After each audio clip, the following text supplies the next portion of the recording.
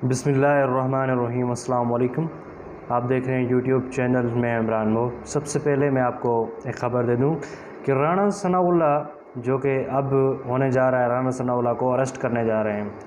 رانا ثناء اللہ کو اریسٹ اس لیے کرنے جا رہے ہیں کہ رانا ثناء اللہ نے میرے خیال میں اسٹیبلشمنٹ نے جبکہ بیان کہا تھا کہ رانا ثناء اللہ پر کیس تھا کہ آ کے یہاں حاضری لگائیں،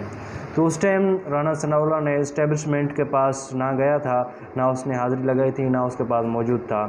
تو اس کے بعد 3-4 بار ان لوگوں نے کہا کہ رانا ثناء اللہ برائے مہربانی آ جائیں، یہاں کام ہے۔ تو اس کے بعد ان لوگوں نے رانا ثناء اللہ کو اوپر کل جبکہ ایک حاضری لگا دی گئی ہے کہ اس کے اوپر کیس داخل کیا گیا، اور وہاں 3-4 افسر جو کہ آئے تھے انہیں اریسٹ کرنے کے لیے، مگر وہ وہاں موجود نہیں تھا۔ تو اب یہ جو ویسے میں ایک بات کہنا چاہتا ہوں کہ اگر سرکاری افسران یا کوئی موجود ہو، افسر بن کے رہا جائے تو اسے اریسٹ نہیں کیا جاتا، سیاست میں جو بھی ہو۔ ابھی تو یہ میرے خیال میں ایک بات کی جا رہی ہے، باقی اسے اریسٹ نہیں کریں گے، جو کہ سہولت کار موجود، اور وہاں رانا ثناء اللہ کو اریسٹ کرنے کے لیے وہاں آفیسر پہنچ گئے تھے۔ باقی FIA جو کہ وہ ادارہ ہے، وہ ادارہ ان کے کنٹرول کے اندر لگا ہوا ہے، کیونکہ وہ ادارہ انہیں اریسٹ نہیں کر سکتا۔ باقی یہ جو کہ ان لوگوں کو اریسٹ کرنے آئے تھے، تو اس ٹائم میرے خیال میں رانا ثناء اللہ وہاں موجود نہیں تھے، غائب ہو چکے تھے، تو یہی اسے اریسٹ وارنٹ جاری کر دیا گیا ہے میرے خیال میں۔ تو اب پتہ نہیں کہ رانا ثناء اللہ کو اریسٹ کیا جائے گا یا نہیں کیا جائے گا۔ باقی میں یہ کہہ سکتا ہوں رانا ثناء اللہ کو اریسٹ نہیں کیا جائے گا، یہ صرف سامنے شو جیسے چیز دکھائی جاتی ہے، صرف شو کر کے دکھایا گیا ہے، باقی آگے جو ہوگا وہی کریں گے، تو میرے خیال میں نہیں اریسٹ ہو سکتا۔ تو اس کے باوجود رانا ثناء اللہ کو واپس چلے گئے، تو باقی جو کہ ان کے اوپر کیس ہے میرے خیال میں شہباز شریف اور شہباز شریف کا بیٹا جو کہ حمزہ شہباز، اور دوسرا سلمان شہباز، جو کہ 2 بیٹے اور تیسرا باپ، ان تینوں پر جو کیس لگے ہوئے ہیں میرے خیال میں وہ بھی کلیئر ہو چکے ہیں، کلیئر کر دیے گئے ہیں۔ اور یہ جو ان کا 2 بیٹے ہیں ان کے اوپر بھی کلیئر کر دیے گئے ہیں، اور ان کے اوپر کس چیز کا کیس ہے کہ 15,000 تنخواہ لینے والے جو کہ ان کے اپنے تھے، کہ ان کے اکاؤنٹ، بینک اکاؤنٹ اتنے منی لانڈرنگ تھی کہ حد سے زیادہ اربوں خربوں روپے ان کے اکاؤنٹ میں پڑے تھے، مگر انہیں پتہ نہیں تھا، کیونکہ یہی تو ان کے اکاؤنٹ میں پیسے ڈال رہے تھے۔ جب میاں شہباز شریف اور اس کے بیٹے حمزہ شہباز اور سلمان شہباز پر کیس لگائے گئے تھے، تو ان کے اوپر یہی کیس کہا تھا، منی لانڈرنگ کا کیس تھا بڑا، کہ 15,000 تنخواہ جن کی منتھ آتی تھی، اور ان کے اکاؤنٹ فل بھرے ہوئے ہیں، جن کے اکاؤنٹ میں کروڑیں ارب خرب روپے پیسے ہیں، وہ آخرکار کہاں سے آئے ہیں۔ تو میرے خیال میں ان لوگوں نے منی لانڈرنگ کی، کیونکہ پیسے تو عوام کے ہیں، مگر یہ عوام کو چوتیا بنا کر پیسے اپنے اکاؤنٹ میں ڈال کے جا رہے ہیں۔ باقی اب یہ جو ہے نا، پورا کا پورا خاندان پاکستانی نہیں رہا، کیونکہ اب یہ لنڈن کے ہیں، برطانیہ کے، امریکہ کے رہنے والے ہیں، کیونکہ پورا کا پورا ان کا خاندان وہیں رہتا ہے، ان کا بیٹے، ان کی مائیں، ان کی دادیں، ان کے جو بھی ہیں، پورا خاندان والے لوگ وہ سارے کے سارے اب امریکہ میں رہ رہے ہیں، جو کہ ان لوگوں نے منی لانڈرنگ کر کے یہاں سیاست میں سیاسی کام کر کے یہ سارے کے سارے پیسے وہاں لے کے برطانیہ میں، لنڈن میں لے کے وہاں بہت بڑے ہاؤس گھر لیے جا رہے ہیں۔ باقی پاکستانی کے بارے میں نہیں سوچا جا رہا۔ اور فواد چودھری نے ٹویٹ کیا تھا کل، اس ٹویٹ میں لکھا ہوا تھا کہ فواد چودھری نے کہا کہ پاکستان کا پہلا جو کہ 2010 میں سیلاب آیا تھا، 2011 پہلے 2008 میں جو سیلاب آیا تھا، اس میں جو نقصان ہوا تھا کہ سارا کا سارا جو بھی ہوا تھا، ان ٹائم پاکستانیوں کی اتنی مدد آئی تھی حد سے بھی زیادہ، کیونکہ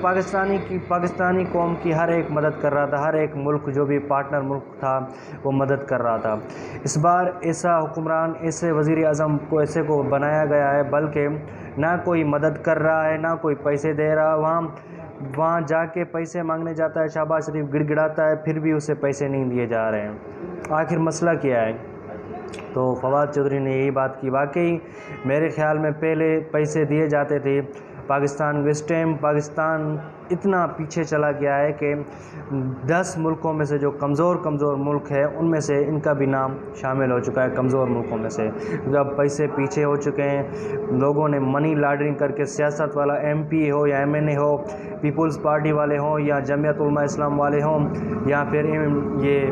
نون لیگ والے ہوں، سارے کے سارے جو کہ امپورٹنٹ میرے خیال میں ملے ہوئے ہیں، ان لوگوں نے پاکستان کو لوٹ مار کر اس پاکستان کے پیسے یہاں سے لے کر بھاگ گئے ہیں۔ باقی اس بار جو کہ رانا ثناءاللہ کو بھی گرفتاری کی جاری کیا گیا وارنٹ، اور اس کے بعد ان کا جو کہ ان کے جو کیس ثابت تھے ان کا بھی مسئلہ مسائل ہو رہا ہے۔ باقی میں آگے بتاتا چلوں کہ کپتان نے تھکا کر رکھ دیا ہے اب ان لوگوں کو۔ اب یہ لوگ پتہ نہیں کہاں سے کہاں تلے ہوئے ہیں، اور اسلام آباد کی تو شکل ہی تبدیل کر دی ہے ان لوگوں نے۔ اسلام آباد میں کنٹینر اتنے، تو جہاں ریڑیاں لگتی تھی، جہاں دکاندار سبزی بیچنے یا کام کرنے آتے، کاروبار کرنے آتے تھے، وہ پورا کا پورا اسلام آباد بند پڑا ہے، بین کر دیا گیا ہے۔ کنٹینر سامنے جہاں جاؤ چپے چپے پر کنٹینر لگے ہوئے ہیں، ادھر جاؤ کنٹینر، ادھر جاؤ کنٹینر، لیفٹ جاؤ رائٹ جاؤ کنٹینر ہی کنٹینر ہیں۔ پورے پاکستان کی جو ٹرین ریلوے جو کہ میرے خیال میں ٹریول کرتے ہیں، سفر کرتے ہیں، جو بھی کنٹینر کام وغیرہ کرتے ہیں، وہ سارے کے سارے پاکستانیوں کا کنٹینر وہاں لگا دیں اسلام آباد میں۔ اسلام آباد میں اتنے کنٹینر لگے ہوئے ہیں کہ پاکستانی کام کرنے کے لیے بھی نہیں آتے۔ میرے خیال میں اگر یہ اتنا دن 2 3 4 دن اور رہا تو یہ پاکستانیوں کا مسئلہ بہت بڑھ جائے گا، اور یہ پاکستانی قوم ان لوگوں کو اتنا برا بھرا کہے گی تو یہ یاد رکھیں گے کہ پہلی بار ہماری بےعزتی انسلٹ ہو رہی ہے، تو میرے خیال میں یہ سوچ رہے ہیں۔ اور دوسرا کہ اس نے بیان دیا میرے خیال میں باجوہ صاحب نے، جنرل باجوہ، جو کہ اس نے بیان دیا تھا کہ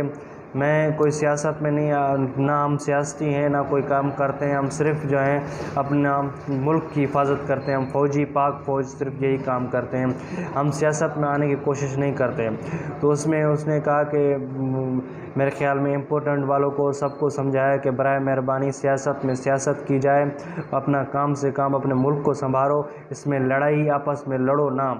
تو پھر ان لوگوں نے کہا ہے کہ باجوہ نے دھمکی دے دی ہے اس کو، عمران خان کو۔ اس کی معنی یہ نہیں ہے کہ عمران خان کو باجوہ نے دھمکی دی ہے،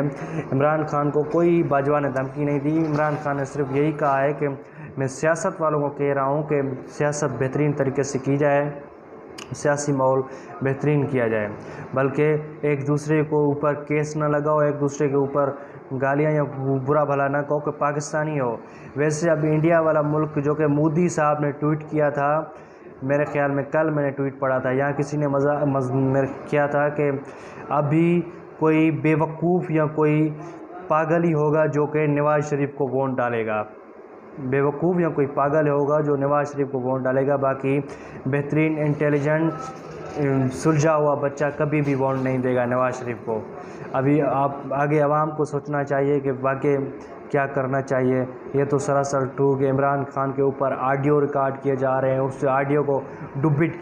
اس آڈیو کو ایڈٹ کیا جا رہا ہے، اس پہ اتنا اوپر کیا جا رہا ہے۔ اور دوسری جو کہ نواز شریف کی کل میرے خیال میں صابر شاکر نے آڈیو ایڈٹ کی تھی، اس آڈیو میں کیا جو نواز شریف اپنے آپ کو برا بھلا کہہ رہے تھے، اب اس میں بھی آپ دیکھ سکتے ہیں واقعی کہہ رہے تھے، یہ ایڈٹ کی گئی تھی۔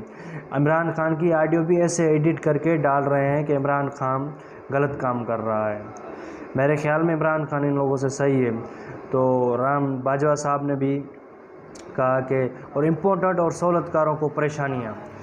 اور جو کہ ان لوگوں کے 5 لاکھ جو کہ ڈیوٹی میں تھے ان ساروں کو ریٹائر کر دیا گیا ہے،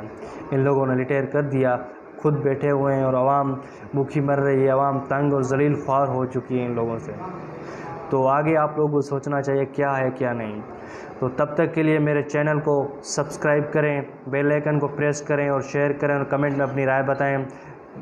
تب تک کے لیے اللہ حافظ، اللہ آپ سب کو خوش رکھے اور سلامت رکھے، اپنے چینل کا خیال رکھے گا۔